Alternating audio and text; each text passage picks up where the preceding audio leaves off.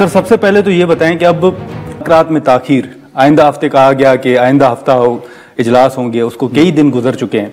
ये मुज़ाकरात में तातुल का जिम्मेदार आप किसको समझते हैं? मैं तो जिम्मेदारी की सारी किसी पे फिक्स नहीं कर सकता हूँ, लेकिन मैं समझता हूँ कि शायद हालात ही इस तरह पैदा हो गए थे।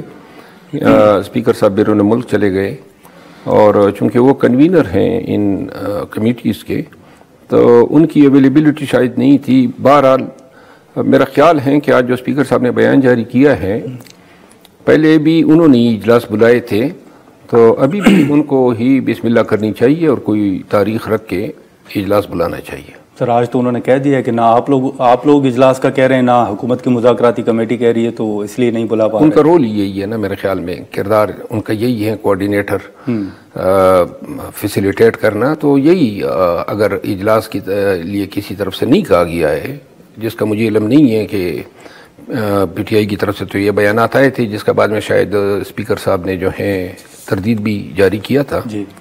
तो मेरा ख्याल ये है कि अगर किसी ने नहीं भी कहा है तो उनके मनसब का तकाजा है, उन पे जो एतमाद किया है फरीकेन ने, कि वो अपने तय खुद ही कोई डेट मुकर्रर करें। तो मरवा साहब आप समझते हैं कि पीटीआई मुज़ाकरा चाहती है, संजीदा है?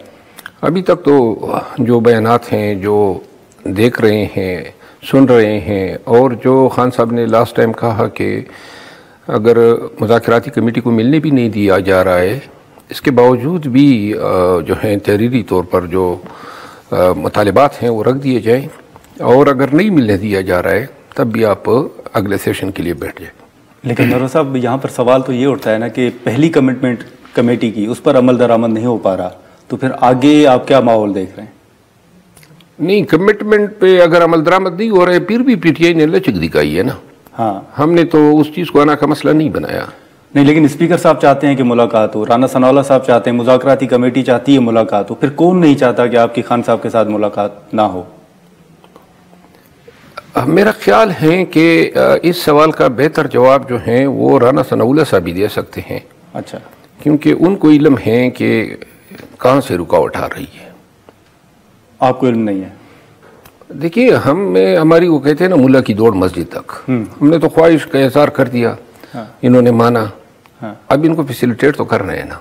किस तरह फैसिलिटेट कर रहे हैं? कोई सुनवाई नहीं है, अभी तक मुलाकात नहीं हुई है। जो रूटीन में भी खान की मुलाकात होती थी सियासी हमायदीन के साथ, वो भी नहीं करवाए जा रहे हैं। नहीं, लेकिन वो कह रहे हैं कि खान साहब के अकाउंट से जो ट्वीट्स हुए हैं, शायद उसके बाद ये मामला ख़राब हुआ है।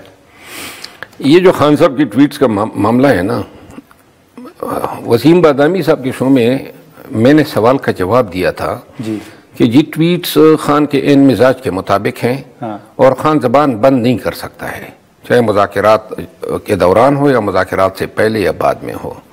अब उसका जो है हमारे कुछ करम फरमाओं ने जो है, जो दावे भी तो करते हैं कि पीटीआई के बड़े नज़दीक है, मिसाल के तौर पे साबिर शाकिर साहब, उन्होंने आज ये कहा है कि मैंने ये कहा है कि ये ट्वीट वजह बने हैं। मैंने ये तो कहा है, मैंने ये कहा है कि ज़बान हम बंद नहीं करेंगे, क्योंकि जिन हालात से हम गुजर रहे हैं, जो खान भुगत रहा है, वो अगले वाला ईसा नहीं डाला है। और इसी तरह और भी कुछ हैं, लेकिन इस हवाले से वो मेरे लिए अचानक जो हैं कुछ लोग मीडिया से वाबस्ता जो बैरून मुल्क बैठे हैं या छुपे हुए हैं, उन्होंने मेरे खिलाफ एक कैंपेन शुरू की है। और कैंपेन जो है वो, इसका मैं तफसीली जवाब बनकरीब खुद ही एक वीडियो मैसेज के जरिए दूंगा। तो आप उन लोगों का नाम क्यों नहीं लेते मरवा साहब, कि ये मामला वाजे हो जाए कि कौन लोग हैं? आप तो हमेशा नहीं, किन लोगों का, जो बाहर बैठे हैं, जो तनकीद भी कर रहे हैं, जो मामला खराब भी कर रहे हैं। नहीं, वो देखिए, पार्टी में हमेशा मुझ पे ये इल्ज़ाम लगा है कि मैं लोगों के साथ झगड़े करता हूँ जी। ठीक है, अब कोई अल्लाह का बंदा रिकॉर्ड उठा लें जिनके साथ भी मेरे तनाज़ात पैदा हुए हो, अल्फान कहता हूँ कि आगाज़ उन्होंने किया है। मेरे खिलाफ कोई वीडियो बयान दे देते हैं। अब वीडियो बयान देने के बाद अगर आप मुझसे जवाब पूछते हैं तो जवाब तो मैं दूंगा। नहीं, लेकिन बाहर बैठे हुए लोग आपके खिलाफ क्यों हुए हैं? उनके साथ कौन सा आपका झगड़ा? ये एक ग्रुप है, और फिलवक्त जो है मैं नहीं चाहता हूँ कि मैं उन पर रोशनी डालूँ, क्योंकि अब मेरे ख्याल में वो हदूद क्रॉस कर रहे हैं। और अगर वो सामने आ जाते हैं तो आदिल राजा और हैदर मेहदी की तरह उनको भी हम रिस्पोंडेंट बना लेते हैं। फिर जो है कोई लिहाज नहीं होगा। मतलब एक आधा बंदा नहीं, पूरा ग्रुप है आपके? मेरा ख्याल एक ग्रुप है। चलिए, लेकिन उस ग्रुप का नाम ही बता दें कि उस ग्रुप का सरबराह कौन है? ये मीडिया पे कुछ लोग हैं, कुछ वेस्टेड इंटरेस्ट को ये सर्व कर रहे हैं, ठीक है, और कुछ लोग सियासतदानों की ईमा पे खबरें लगाते हैं, मिसगाइड करते हैं, झूठ बोलते हैं, और इस सारे प्रोसेस के दौरान इसी झूठ की बुनियाद पे और अपने सियासतदानों के साथ रवाबित की बुनियाद पे हज़ारों डॉलर महीने के कमा रहे हैं, तो उनकी दुकान तो चल रही है। लेकिन वो पीटीआई से वाबस्ता भी हैं। ऐसे लोग हैं जो वाबस्तगी के दावे तो करते हैं, लेकिन ये देखना होगा ना कि कितना डैमेज कर रहे हैं। तो वो आपने फवाद चौधरी साहब का नोटिफिकेशन जारी कर दिया, तो उनका क्यों नहीं होता? उनको भी डिसोन करें अगर इतने तहफ़्फ़ुज़ात हैं तो।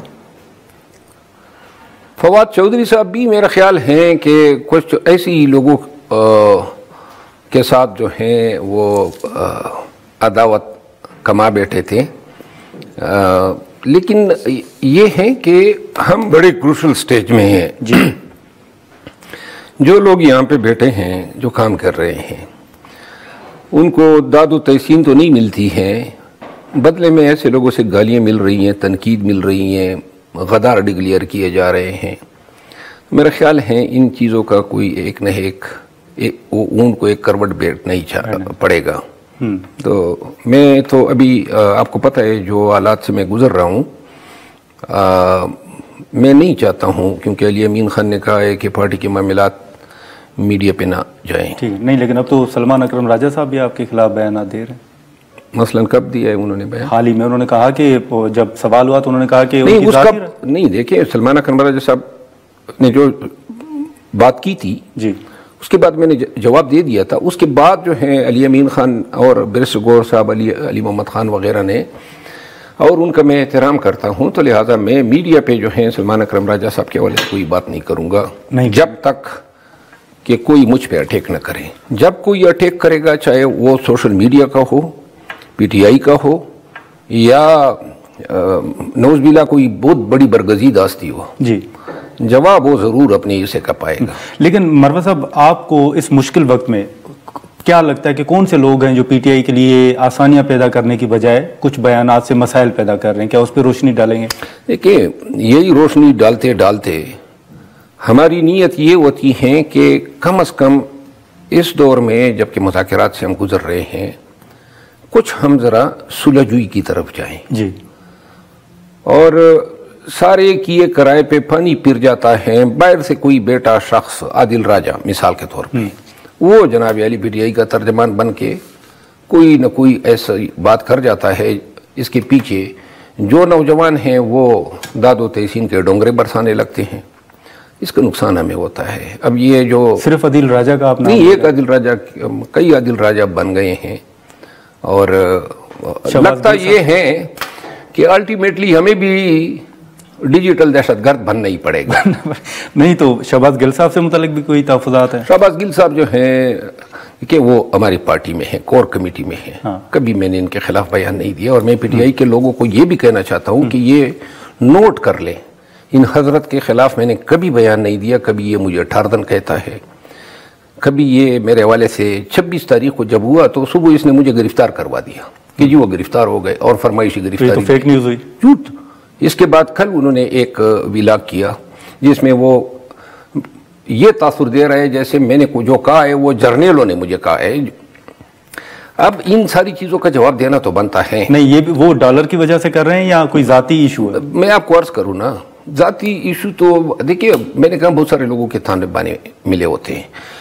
मैं पीटीआई के लोगों को कहना चाहता हूं कि मैंने कोई अटैक इस शख्स पे नहीं किया है। ठीक है, इनको और इन जैसे औरों को मना कर दें, मना नहीं होते हैं तो जवाब तो मेरा देना बनता है, तो जवाब फिर दूंगा। कर क्यों रहे हैं? लेकिन करने के पीछे भी जो मुहर्रिकात है वो भी बताऊंगा, लेकिन मैं नहीं चाहता हूं कि फिर मुझ पर इल्जाम लगे कि मैंने पीटीआई के किसी और शख्स के साथ पंगा लिया। ये 5वीं 6ठी वीडियो है जो ये हजरत मेरे खिलाफ कर रहा है, ट्वीट्स कर रहा है।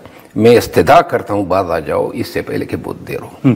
ये जो हम मुज़ाकरात की बात कर रहे थे मरवा साहब, अब मुज़ाकरात तातुल का शिकार हैं। ये भी तासुर दिया जा रहा है कि शायद बैकडोर कोई राब्ते भी हो रहे हैं। आप देख रहे हैं कि कोई बैकडोर राब्ते, कोई बातचीत चल रही है?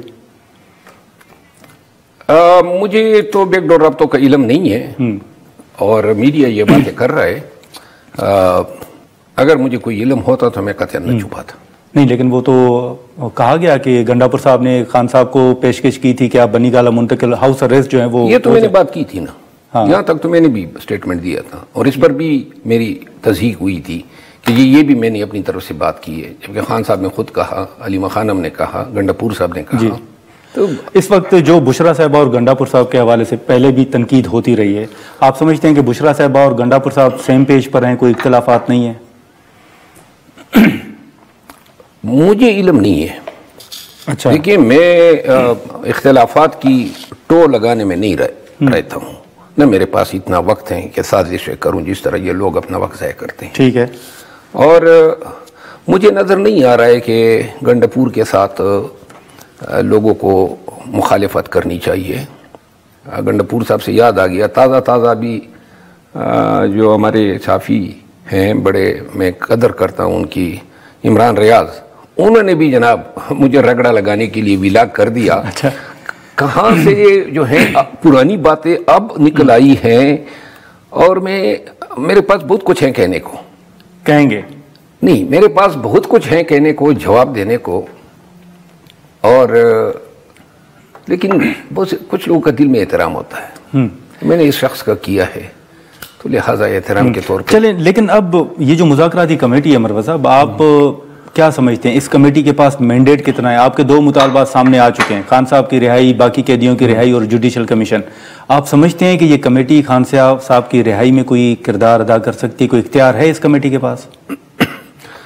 मेरा ख्याल है कि खान साहब को भी और PTI को भी बड़ी तवक्कुआत है इस कमेटी से, और अल्टीमेटली हमारे पास ये ऑप्शन रह गया है। अगर ये ऑप्शन मुमकिन और मुआविन नहीं रहता है जी, और खान साहब की रिहाई मुमकिन नहीं होती है, तो मुझे वाज़ेह नज़र आ रहा है कि हम पाकिस्तान को एक दफ़ा फिर एहतजाज की सियासत की तरफ ले जाएंगे। प्लान B एहतजाज होगा? एहतजाज होगा, और मेरे ख्याल में इस दफ़ा जो है बड़ा सख्त होगा। नहीं, वो तो 24 नवंबर को फाइनल कॉल थी, उसके बाद क्या? कोई फाइनल कॉल नहीं थी, उस वक्त भी मैंने कहा था। वो लोग इसको फाइनल कॉल करार दे रहे थे। हाँ, तो गलत कह रहे थे। तो अब क्या मुख्तलिफ होगा? एहतजाज होगा, ये सोच के होगा कि गोली चलाई, शायद अब भी चलाएं, तो इस सोच के साथ आएंगे, लेकिन अल्लाह ये न करे कि ये नौबत आए। नहीं तो क्या आप भी इंतजामात के साथ आएंगे? नहीं, इंतजामात से जो मुराद या जो आप मतलूब कर रहे हैं, मैं ये समझता हूं कि जब हम आएंगे ना जी, अगर 26 नवंबर को भी हम पे गोली चली थी तो ये चलाने का इख्तियार नहीं था जी, और जिसने गोली चलाई थी कानून हक के दिफा के तहत उस शख्स को पकड़ने या अपने बचाव के दौरान अपना डिफेंस करने का हक देता है जी, चाहे चलाने वाला फौजी हो या पुलिस का सिपाही हो। उस वक़्त हम बिल्कुल यानी कि अनजाने में बगैर बिला तवक्को जो है हम घेरे में आ गए, नुकसान उठाया। इस दफ़ा शायद जो मोर्चे उन्होंने लिए थे, हम कोशिश करेंगे कि अपनी जान बचा लें। हाँ। उनको ये मौका न दे सके कि ये हमारी जान फिर ले सके। चल सर, दो मुख्तसर सवाल सर बताइएगा। एक तो आप इस कमेटी के साथ बैठने के लिए तैयार नहीं थे, इस कमेटी के पास मैंडेट नहीं था, सियासतदान के पास, पार्लियामेंट के पास वो मैंडेट नहीं है आपके मुताबिक। ये कमेटी के साथ बैठने का फैसला आपने क्यों किया, कैसे करना पड़ा?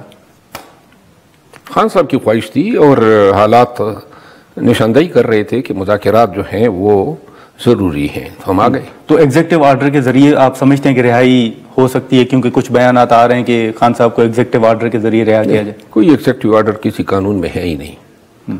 अच्छा, आखिरी एक सवाल बता दें, आपने सिविल नाफरमानी की तहरीक चलाई, लोगों को कहा कि डॉलर्स ना भेजें, हुकूमत ने तफसीलात जारी की हैं कि रिकॉर्ड डॉलर्स जो हैं वो इस मरतबा मौसूल हुए हैं। मुझे इल्म नहीं है कि हुकूमत के दावे में कितनी सच्चाई है। हाँ। लेकिन एक चीज़ हकीकत है कि ये जो मिडल ईस्टर्न कंट्रीज़ हैं, सऊदी अरब है या UAE है या कतर है, बहरीन है, इनके फाइनेंशियल मंथ्स जो हैं पीक के साल के, वो हैं अक्टूबर, नवंबर, दिसंबर, जनवरी, और रमज़ान चूंकि आ रहा है तो ईद का महीना जो है वो सबसे टॉप पे होता है। चले चले।